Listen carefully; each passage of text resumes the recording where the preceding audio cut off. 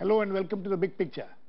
For the last over 2 days, the tragedy which struck Nepal and parts of India has taken nearly 3,500 lives and the number is growing. The devastation caused in Nepal and some parts of India has once again revived the debate about various aspects of facing and tackling such disasters. India has in recent years witnessed devastating earthquakes in Latur in Maharashtra in 1993, Gujarat in 2001, Kashmir in 2005, and other disasters like tsunami in 2004, among others. Ever since, a lot of work has gone into studying these disasters and planning and tackling them. The National Disaster Management Authority has been set up along with National Disaster Response Force. However, there are still a lot of gaps. It is said that almost 54% of the land in India are vulnerable to earthquakes. 10 cities which are seen as high earthquake-prone zones include Guwahati, Srinagar, Delhi, Mumbai, Chennai, Pune, Kochi, Kolkata, Thiruvananthapuram and Patna. Today we will look at how prepared are we as a nation to face disasters like earthquakes and what still needs to be done to avert major human tragedies of the kind being witnessed in Nepal and some parts of India now and in Gujarat and Latur in the past. To discuss this, I have with me Kamal Kishore, Member National Disaster Management Authority, M. Ramachandran, former Secretary Urban Development in the Government of India, K.J. Anand Kumar, Associate Professor, National Institute of Disaster Management, and Devjyoti Mitra, Senior Analyst Earthquake Modeling at RMS. Welcome to all of you. Mr. Ramachandran, you must have, seen this kind of disasters and planned for this and discussed about this. After what we have seen, what we are seeing in Nepal, can we confidently say that we are, prepared for something like that happening here? What I can say is, compared to earlier days when we used to be in districts, things have changed a lot. Yes. And I think the setting up of the Disaster Management Authority has made a substantial difference in terms of educating the people who should be getting involved, in terms of spreading the message. I think Mr. Kishore will talk about the manuals and things like that. But what is critical at the field level is the implementation. Right. I think all said and done, in all this what happens is how quick is the response? How well trained are people who are supposed to be leading the process at that level? And how effectively whatever material has to be taken to the sites required, can that happen? All these become critical, and also in normal times, I think we as people, we are not much concerned as to what disaster is going to be. We become aware and alert to it only when a disaster happens. So it's a question of preparing people also on a continuing basis, not a one-time effort, especially in sensitive areas. You refer to the seismic zones. I worked in the state of Uttarakhand, which is mostly seismic zone 5. And these are areas which cannot be reached quickly also because normally in the hill terrain, there is only one road, and if some road is blocked, there are problems. There were issues with regard to communication, which I suppose must be gradually changing now. So it's one thing to have good intentions at the apex level, but generally on a continuing basis, we have to verify it at the ground level as to whether people at the ground level are equally prepared or not. If materials are stored at certain places, whether it is continuously available to meet an emergency, because there could be situations where we have everything on paper, there are shelters provided for, there are places where food grains, etc. could be stored. But if the road itself is not in a working condition, just before an earthquake or so happens, if the provisions could not reach, there are issues. There are also issues relating to, I was told, about airdropping. Right. Airdropping of relief material is little easier in the plain areas, not so much in the hill areas. So probably what I understand relating to my earlier experiences, especially for the hill and difficult terrain, one has to be a little bit more alert, and one has to have mechanisms whereby the issues specific to those areas can be better addressed. Okay, you spoke about being prepared, but first we need to know, Devjyoti, we need to know, because there are a lot of rumors in the last 48 hours ever since this happened, that more earthquakes are going to come, more aftershocks are going to come. Now tell me, as far as predicting earthquakes are concerned, where are we? Where are we? Not just in India, but everywhere across the world. See, as far as prediction goes, we are way ahead than what we used to be. So right now, when you say we, which means seismologists, everyone, like Everyone. as a scientist, the whole Scientist, yeah. earthquake community. So when I used to study here as a bachelor's in India, there was not much awareness, I would say. But then I went on to do my master's in earthquake engineering. I learned a lot more. And in the past 20 years, there has been a lot of improvements. There have been massive improvements. Mostly, there have been involvement of companies like RMS, who were started based on the model of earthquake in 1990s in California, which is the hub of earthquake research. And from there on, we have improved a lot. India is a little difficult as a market because there are a lot of issues involved. First of all, there is a lot of irregular construction going on everywhere, and a lot of So it, when you say India as a market, what do you mean? I mean, for earthquake, Earthquake, earthquake awareness, awareness, earthquake, okay.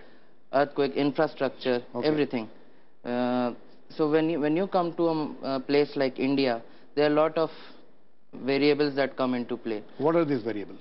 First variable is awareness, which is most important, which we still lack compared to other countries, mostly developed nations, I would say. Then we lack the infrastructure, and then mostly we lack the seriousness, the promptness that is required. The disaster comes into effect when an event has happened. But what before that? Exactly. So what before that? We can always reduce an accident or a building falling down if we go into codes. Indian codes are decent. I would not say the best in the world. Indian codes, Indian building codes. building codes, okay. The building codes which govern the building of the structures in our country, they are decent, they are not bad, and we are continuously improving in that aspect. However, the implementation on ground is quite different. And No, but we're coming back to the question of prediction. Yes. Where are we? prediction has improved. We cannot say the exact moment in time that this will happen on this date, this AM or PM. But at the same time, we have reached an area where we can predict the magnitude, approximately the magnitude based on the type of earthquake we have. There are actually 3 or 4 different types of earthquakes that happen. What are reasons. these? So What are these 3 or 4 types? 3 or 4 types are based on the kind of faults you have, the kind of movements they have. It can be east or west or north and south, Okay. based on those. So based on those, we are predicting earthquakes, the magnitude, which No, is more what is important. the time frame in which you can predict? Let us say, can you predict that in the next 24 hours or next 48 hours or next 6, or is it what is the It's time frame you can give? It's mostly like bigger earthquakes, probably like 50 years, in a span of 50 years. Smaller earthquakes, 10 years, 15 years, because it's more about release of energy. So all these SMSs and all these in the last Yes. 48 hours which people were receiving or seeing on the social media, it's going to happen between 1:30 and 2:30. All these things are just imaginations. Yes. Just imagination. Yes. Okay. Mr. Kamal Kishore, your reaction to what has happened, and now first, what has happened in Gujarat. In fact, a lot of people have died in India also, in parts of Bihar and some parts of UP and in Bengal and all that. But it is interesting that these were smaller towns. Bigger cities have not been affected, though Patna is supposed to be one of the high seismic zones. How has the NDMA reacted to it? Was NDMA aware of something like this coming up? Yeah, thank you for that question. I think an earthquake of this magnitude in that part of the world has been expected for a long time. And we've been discussing a possibility of an earthquake near Kathmandu Valley for, decades. So in that sense, it is not surprising at all. And I think in that sense, I can say that very confidently that in the last 15 years or 20 years, our preparedness to respond has improved dramatically. The earthquake happened between 11 and 12 on Saturday, and our first response teams were airborne within 4 hours. To Nepal? To Nepal. And if it was to respond to India, it would be even faster, So So in that These sense, places in Bihar and all where it affected, what was the kind of response, and where were the there response also teams? our teams were on their way within the first hour of No, the event. are your teams based in state headquarters or only in Delhi? The NDRF battalions are in many different locations across the country, and there is a strategy according to which they are located. So the teams that had to go to Bihar and UP were on the way very swiftly. So, but it's not just that the team were on the way, but they were also prepared with the right kind of training, equipment, and know-how. We have specialized search and rescue teams, trained sniffer dogs, search and rescue teams that have equipment to lift collapsed RCC slabs, RCC cutters, and they go in a very sort of self-sufficient format where they don't rely on local resources. They don't become a local... It's a team of 45 people. That's what I've read somewhere. Yes, so they exactly, and then they go self-contained and they can respond very swiftly. So we have certainly made progress on that front. We have to do much more. I can't say that it is enough, but you know, 1998, 2000, 2001, Gujarat earthquake, we didn't have the kind of trained collapse structure search and rescue teams that we have now, and it's a very specialized area of work, you know, to rescue people from collapse structures. So we have improved tremendously. However, we need to do much more. What more? More in terms of having trained people as close to the communities that are vulnerable as possible, because your golden hour is the first Absolutely. hour. You know, I mean, even 4 hours is, you know, is a bit late. You know, the sooner you get there, the better it is. Sorry, coming to Nepal, what happened in Kathmandu and other places around it, that country didn't have the kind of response mechanisms, right?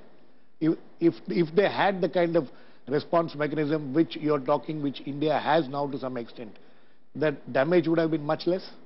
The damage would be the deaths same. would have been much less? The damage would be the same, but our... Damage would be the same. The damage would be the same, and that's a separate issue we should come to in a bit. But our ability to save lives from collapsed structures will be much higher. So this is where countries like Nepal and needs to improve, and we also need to improve. We also need to improve at the local level. We also need to improve. Mr. Anand Kumar, yes.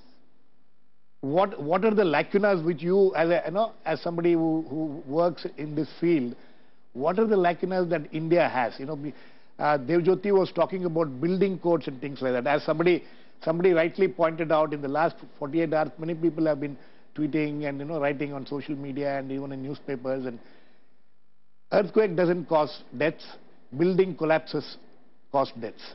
So to that extent, how is India placed as far as building earthquake resistant buildings are concerned?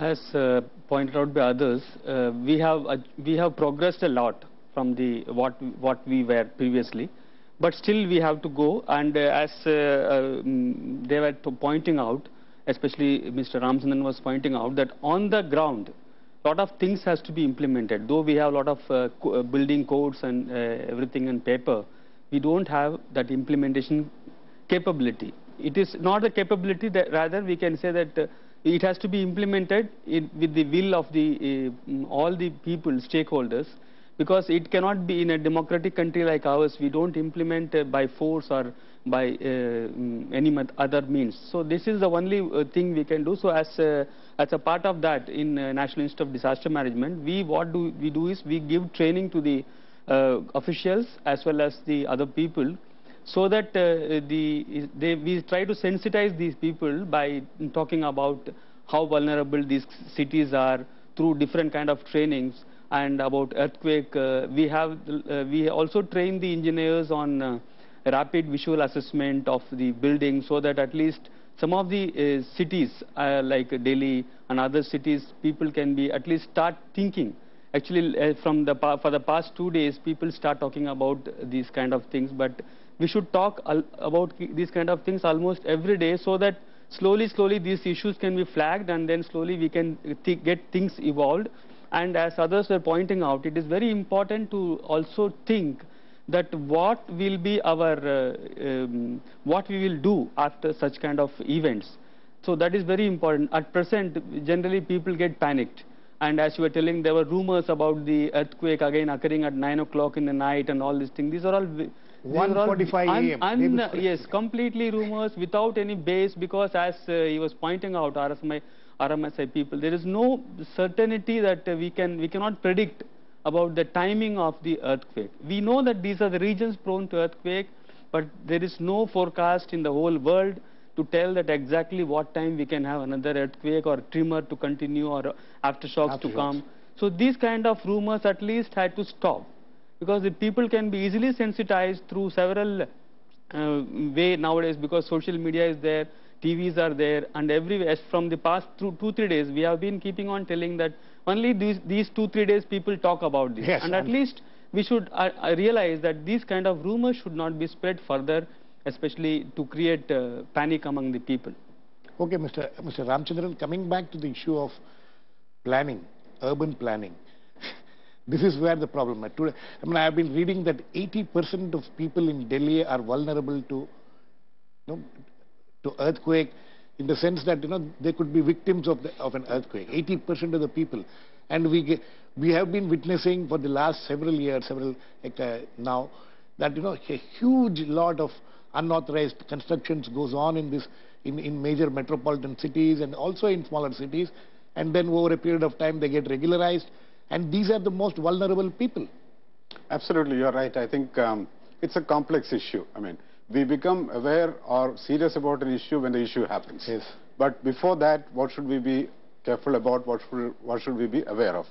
You refer to the national capital, though I do not like to repeat this, but it's a fact that in the national capital, little over 30% is unauthorized colonies. Little over 30% is slums. So we have more than 60%, close to 70% of Delhi's area, which is extremely vulnerable, if I could put it like that. We have unauthorized colonies where even the fire engines cannot enter, right, where sewage lines can't be laid. But in the scheme of things, as we progress, there are no other options for the political system than to decide to regularize. Even in the normal construction, whenever it happens, the requirements are not always met. I mean, it would be worthwhile finding out about all the multi-storied constructions which are going on all over the country, as to whether all of them are earthquake resistant or not. Right. Now, we should also take examples from other countries. We keep looking at better instances. Japan is one country. I'm sure there would be other countries also, where they have even gone to the extent of retrofitting existing buildings. So there are methods available. One, we have to be careful about the new constructions which are coming up. In the scheme of things, even each home buyer or each commercial property buyer has to be fully aware that I have to satisfy myself that this building is earthquake resistant and the features are there. You may also recall there were instances when huge fires broke out. There were no ladders available in some of our cities. Yes. So on the one hand, we keep talking about cities as engines of growth. That's when everything goes positive. But when some problem arises or negatives come up, then we realize these shortcomings are there. So it's as I said, it's a complex thing. It cannot be probably changed overnight. We were talking of building codes, how stringent are these building codes and how stringently are they applied? It depends on the local body which is supposed to enforce it. What sort of enforcement mechanism, what sort of will is there to enforce it? If everything is fine, I think most of our problems will get solved, because then it's only a question of fighting the situation if at all a calamity happens. But our problem is the calamity happens and it gets compounded because of these deficiencies, right, about which we probably become a little bit aware at that particular moment. So and then we forget. That culture has to change. So when we talk about better governance, improved governance, all this becomes part of that improvement in governance, as to whether the codes or whether the requirements are being met or not, and whether they are getting enforced or not. That's what is critical. And I always call it, that's a culture which has to come about in our scheme of things. Absolutely. Mr. Kamal Kishore, how much can NDMA do about all these things, about, about prevention? What is it that, because as I earlier pointed out, it is buildings which kill people and not the earthquake itself. So this kind of awareness, one. Second thing is, what do we do with the existing buildings, which as Mr. Ramchandran pointed out, 60% of Delhi or more than that, are hugely vulnerable. Yes, I think let's talk about the buildings that are already there, Yes. and that we know are vulnerable and that have not been built according to earthquake safety And codes. retrofitting is impossible And with this. retrofitting is not impossible. I think retrofitting is very much possible. NDMA itself has produced through very highly consultative process retrofitting guidelines. Retrofitting is not always simple, but it is technically very much possible. And in fact, And is it very expensive? not necessarily. In fact, in one of the public buildings, a school building, Ludlow Castle in Delhi, it has been done. And the cost of retrofitting a building is less than 15% of the replacement cost of the building. Okay. And for 15% of the replacement cost of the building, and if you look at the entire cost of the building, including the land and the finishes, it will be even smaller proportion. You can actually retrofit many buildings, not all buildings. Many buildings can be retrofitted. And this Ludlow Castle school example is while the school was actually functioning. So I mean, retrofitting work happened after school hours and in the night. Little by little, it can be done. There are many demonstration projects that have been done in India and in neighboring countries on how to retrofit buildings. So, and there is an issue of structural retrofitting of buildings, but then a lot of the hazard emanates from non-structural elements. In hospitals, equipment which is not anchored. A TV which is sitting on a shelf which Right. could fall off in a shaking. Other equipment, and fastening them and reducing that hazard. A lot of the damage from earthquakes or injury and deaths from the earthquakes happen not only from the structure but also from other elements which basically become a falling hazard. So a lot of these simple things can be done to reduce the risk of loss of lives and loss of property. But at the same time, as the previous speaker said, that I think the bigger issue and also an equally important issue is that all the new building stock that is coming up. That is exactly. As our colleague from RMS. Sorry to intervene. The last big earthquake which we witnessed in this country was in Gujarat 2001. It's now nearly 15 years since that. What are the lessons we have learned from that? I think it is fair to say that now the awareness about need for making buildings earthquake resistant is much higher than it was. Awareness in is, you say that higher awareness, but what about implementation? The higher awareness means there is a much greater demand, and actually people are asking builders whether the building that are being made are earthquake resistant or not. I'm not sure, I cannot comment whether actually that compliance is happening or not, but there is definitely much more awareness. In fact, if you see in the newspapers, some of the builders, when they advertise their property, they say that it's earthquake resistant. But whether that statement is backed by actual compliance, I don't know. But we are moving in the right direction. We really have to sort of make much greater efforts to make sure that all our new building stock is earthquake resistant. As RMS colleague highlighted, that we have building codes. We've had building codes since mid-70s. They are not the best building codes, but they are very good building codes. And we have model building bylaws produced by Town and Country Planning Organization, which require adherence to building codes in the building permit process. We just need to enforce that. And general public needs to realize that it's not just about enforcement, it's also about compliance. Absolutely.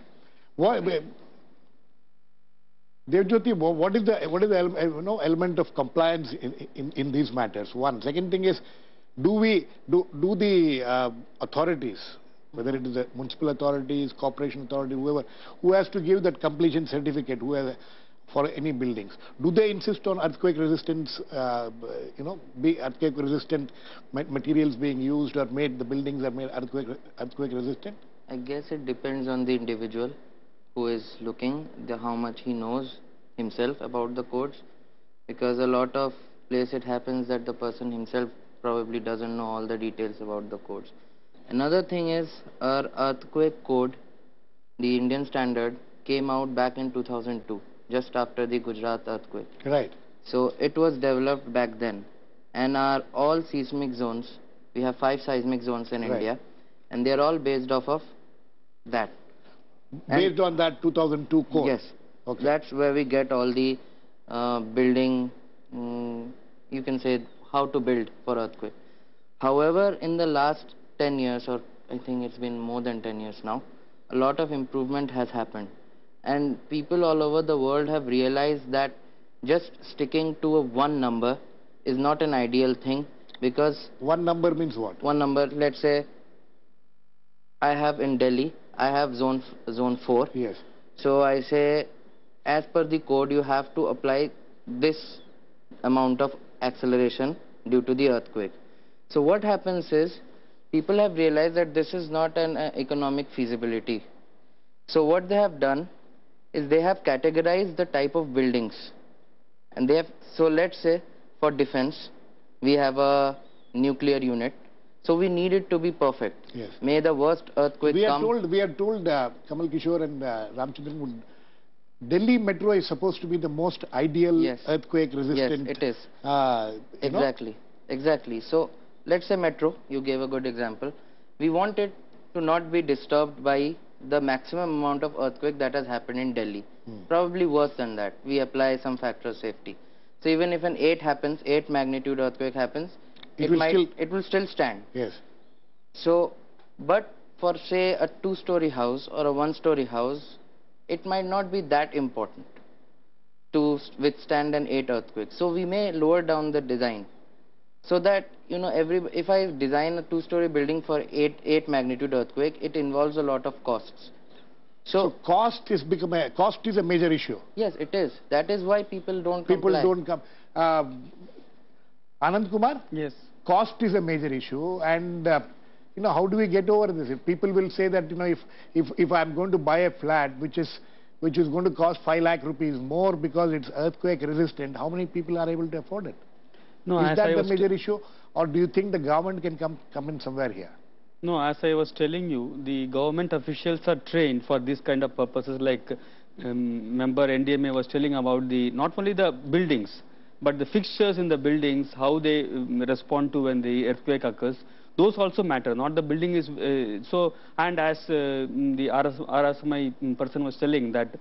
May not be that 8, it may be ready to withstand even 7.5, for example, or with 8 it will develop cracks, but it will not fall down, so that people will not die, but the cracks can be repaired afterwards, or Right. something like that, so that your economics can be, at least you can manage with the, as Kamal Kishore was telling, that it is almost 10 to 15% of what you spend. More than what you spend has to be spent to make your home retrofitted, or even while constructing, maybe 10 to 15% more if you spend, your home becomes more resistant to earthquakes. Okay. And this is your life. You are playing with your Absolutely, life. it's a life. Very quickly, Kamal Kishore. So, what more immediately needs to be done in the light of experience of what has happened in the last 2 days? NDMA as an organization, do you have plans to improve, to tackle this kind of crisis? Yeah, from NDMA, we are working on all the 3 fronts, you know, working on risk reduction, so making a case and pushing for implementation of guidelines that have been produced, better compliance and so on, working with town and country planning organization, also making a case for retrofitting, but also working on preparedness. I think it is important to work on all of these 3 fronts, but ultimately, What is the kind of response you get from, you know, from the bureaucracy, absolutely down till the grassroots bureaucracy? That is where the whole thing matters, right? yes, I think the response we get is Mixed. is directly proportional to how fresh it is in the memory of the people. Absolutely. You know? Mr. So right now is the time to get a good response. Absolutely. And push Mr. ahead on Ramchandran, all very the 3 quickly, fronts. last words. I think it's good to have all these manuals, training programs and things like that. But it's a question of, as I say, whether we are prepared to address the issue. So why can't we have test audits or you know, independent groups looking at buildings whether they are adhering to these requirements or not? and have a feedback, Okay. and then address it upfront to the extent possible. Okay, sir. I think we've run out of time, but we have been hearing and reading and watching photographs of in Delhi, especially officials going around some of the colonies and checking the buildings and all that. I hope this is not something which, as Mr. Kamal Kishore and everybody says, that it's not some knee-jerk reaction. Hopefully, this will be done on a longer-term basis to avert such disasters in future. Thanks to all my guests. Please keep watching. We'll come back with another issue, the big picture, same time tomorrow.